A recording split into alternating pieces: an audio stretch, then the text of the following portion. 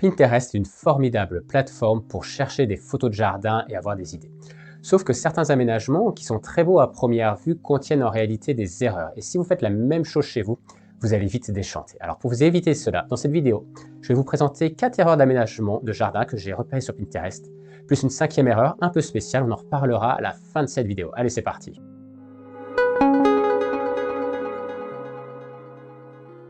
Bonjour, je suis Bertrand Lambert, je suis paysagiste et sur cette chaîne, je vous aide à aménager par vous-même votre jardin. Alors si c'est un sujet qui vous intéresse, pensez à vous abonner à la chaîne pour ne manquer aucune de mes prochaines vidéos. Allez, on rentre tout de suite dans le vif du sujet avec la première erreur que j'ai vue sur Pinterest. Là, on est sur des entrées de maison avec une allée principale, c'est-à-dire une allée qui relie la porte de l'habitation à l'entrée du terrain. Et cette allée est réalisée en pas japonais. Les pas japonais, c'est une technique qui consiste à mettre des dalles espacées de 65 à 70 cm, c'est-à-dire la distance moyenne à pas, et donc on va marcher individuellement sur chacune de ces dalles, contrairement aux allées classiques où les dalles et les pavés sont les uns contre les autres. Les pas japonais, ça a un avantage au niveau du coût, car comme il y a moins de matériaux, c'est moins onéreux.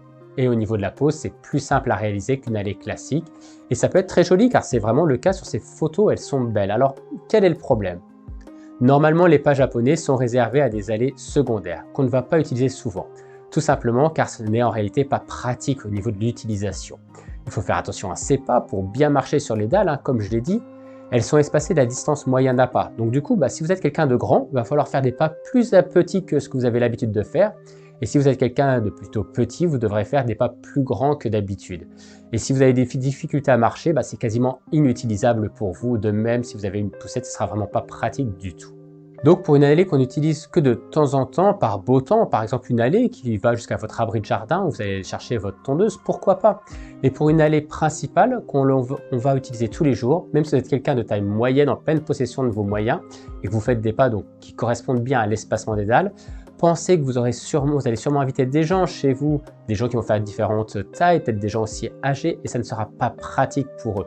Donc même si c'est très beau, ne vous laissez pas tenter par des pas japonais en allée principale. Ça ne sera pas du tout pratique. On passe maintenant à la deuxième erreur et on va parler de massifs. Je vous ai mis à l'écran de jolis parterres de fleurs trouvés sur Pinterest. Ces massifs, ils sont très beaux car les plantes qui les composent sont en fleurs. Toutes en fleurs, en même temps. Alors je ne sais pas si vous voyez où je veux en venir, mais en fait il n'y a aucune plante qui fleurit toute l'année. Selon les variétés, les plantes vont fleurir quelques semaines, voire maximum quelques mois pour celles qui ont des floraisons longues, mais jamais toute l'année. Donc le souci, c'est si vous mettez dans un massif des plantes qui vont fleurir tout en même temps, ça va être très beau, ça va même être spectaculaire, mais seulement pendant quelques mois dans l'année. Ensuite, votre massif, il va être triste. Je vous conseille plutôt de mettre des plantes qui fleurissent à différents moments de l'année, pour avoir des fleurs au fil des saisons. Donc mettre des plantes qui vont fleurir au printemps, d'autres à l'été, d'autres à l'automne. Il y a même des plantes qui fleurissent à l'hiver. Et comme ça, votre massif, il va rester attrayant, quel que soit le moment de l'année. Donc faites attention à ces photos de massifs très colorés, très fleuris. Oui, c'est beau, mais ce n'est beau qu'une toute petite partie de l'année. On passe à la troisième erreur. Alors après les allées et les massifs, on va maintenant voir les terrasses. Et toutes celles que je vous ai mises à l'écran ont un point commun. Ce sont des terrasses avec un sol en gravillon et le mobilier qu'il y a dessus, c'est une table et des chaises pour manger. Alors faire une terrasse en gravillon, pourquoi pas? Si on fait par soi-même, c'est sûr que c'est plus simple à réaliser qu'une terrasse classique avec des dalles ou des pavés où il faut bien faire attention au niveau, aux alignements. Il faut quand même savoir que les gravillons, ça demande un peu d'entretien, car il y a toujours des graines de mauvaises herbes qui volent avec le vent et qui vont venir germer dans les gravillons. Mais sur des petites surfaces comme celle d'une terrasse, ça reste gérable pour faire le désherbage à la main. Le véritable inconvénient des gravillons, c'est que vous avez au final une surface qui est irrégulière, pas lisse du tout. Dans le cas d'une terrasse avec du mobilier qui ne bouge pas, par exemple un canapé avec des fauteuils et une table basse pour prendre l'apéritif ou le café, ça pose pas de souci. Vous allez mettre en place le mobilier, vous allez le caler en bougeant un peu les gravillons qu'il y a sous les pieds des meubles, et c'est fini, vous faites ça une seule fois et vous êtes tranquille. Là où ça devient problématique, c'est dans le cas de mobilier qu'on va bouger régulièrement. C'est le cas, par exemple, là, avec les chaises. À chaque fois que vous allez aller manger, vous allez entrer à table et sortir de table, vous allez bouger votre chaise. Et donc, à chaque fois, elle va redevenir bancale. Donc, à chaque fois, vous devriez bouger votre chaise un petit peu pour la caler de nouveau. Et c'est vraiment pas gérable. Donc, une terrasse en gravillon, pourquoi pas, si on met dessus du mobilier qui ne bouge pas. Mais pour une terrasse où l'on mange, avec des chaises que l'on va bouger sans arrêt, ça ne sera pas du tout pratique. Il faut mieux partir sur des matériaux plus classiques, bien stables avec une surface régulière. La quatrième erreur concerne aussi les gravillons, en l'occurrence les gravillons blancs.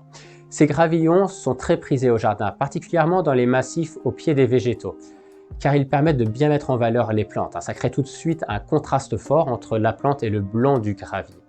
En quoi c'est une erreur d'utiliser ces gravillons-là?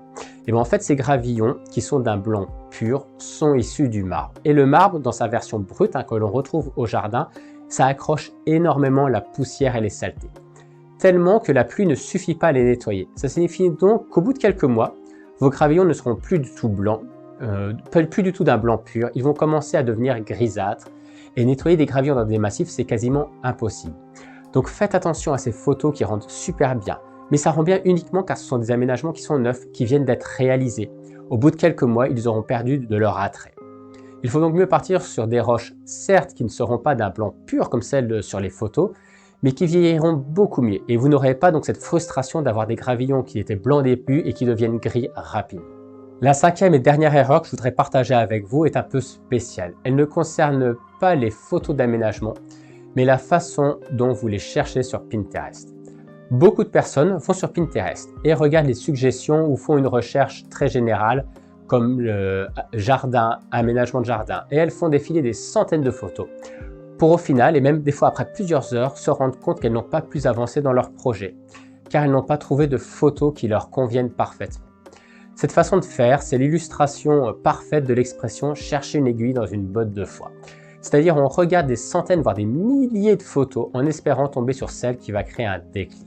La réalité, c'est que ça ne marche quasiment jamais, car finalement, vous ne savez pas ce que vous recherchez. Et quand on ne sait pas ce qu'on recherche, on a très peu de chances de trouver quoi que ce soit. Alors comment faire? En fait, vous devez d'abord vous demander ce que vous voulez dans votre jardin. Et je ne parle pas de savoir si vous voulez une pergola ou tel mobilier de jardin, pas des choses précises comme ça. Moi, je vous parle de savoir ce que vous voulez faire dans votre jardin, quelles activités, quels besoins vous avez. Et à partir de là, vous allez pouvoir chercher sur Pinterest des photos d'aménagement qui correspondent à ces envies, à ce besoin. Et là, vous êtes dans le concret, vous savez ce que vous recherchez et donc vous explorez des photos qui correspondent à cela. C'est ce que j'explique dans mon guide Bonnes idées. Ce guide vous donne une méthode complète pour trouver les bonnes idées d'aménagement en photo, puis savoir comment les réaliser dans votre jardin. Dans cette méthode, on utilise Pinterest pour la recherche de photos, mais on ne commence pas par cela. La première partie du guide est consacrée à trouver quelles sont vos véritables envies, vos besoins au jardin. Et ça passe par différents questionnements pour savoir au plus profond de vous ce dont vous avez besoin. Et c'est uniquement une fois que cela est identifié que l'on va pouvoir aller sur Pinterest pour trouver des photos d'aménagement. Et là, on peut faire des recherches concrètes et utiliser toute la puissance de Pinterest parce que Pinterest est vraiment un outil très puissant pour affiner sa recherche. Pinterest va vous permettre de chercher une ou plusieurs photos qui vous plaisent. Et je dis plusieurs car parfois, on peut vouloir assembler des parties de différents aménagements ensemble pour se créer l'espace idéal. Et après, quand on a trouvé ces photos qui vont vous servir donc de modèle pour recréer la même chose chez vous, on peut passer à la dernière partie du guide qui est de transposer là où les photos retenues à votre terrain. C'est-à-dire adapter les aménagements des photos à la taille, à la forme, aux particularités de votre jardin, mais aussi au nombre de personnes qui vont l'utiliser. Par exemple, si vous avez repéré une photo d'une terrasse qui vous plaît, qui est bien aménagée, mais sur la photo, on voit que c'est une terrasse pour 12 personnes. Alors que vous voulez réaliser une version que pour 6, et bien il faut adapter. Et donc, il y a plusieurs choses comme ça à adapter et pour se préparer aux travaux. Et là, vous êtes dans le concret. Vous vous posez les bonnes questions avant de commencer, puis vous faites une recherche précise et vous l'affinez jusqu'à sélectionner une ou plusieurs photos qui vont vous servir de modèle, puis vous les transposez à votre jardin. Vous vous préparez aux travaux. Si c'est quelque chose qui vous intéresse, je vous ai mis le lien de ce guide dans la description. C'est le premier lien dans la description. Le deuxième lien dans la description, c'est le tableau Pinterest avec les photos que je vous ai montrées dans cette vidéo. Et enfin, une dernière chose, pensez à vous abonner à ma newsletter. C'est gratuit, c'est le troisième lien dans la description. Ça vous permettra d'être au courant dès que je publie de nouveaux conseils de jardin, que ce soit sur cette chaîne, mais aussi sur mon blog. Et ça vous permet aussi de recevoir des conseils inédits que je ne partage par email qu'avec mes abonnés. Je vous souhaite une bonne journée et je vous dis à bientôt.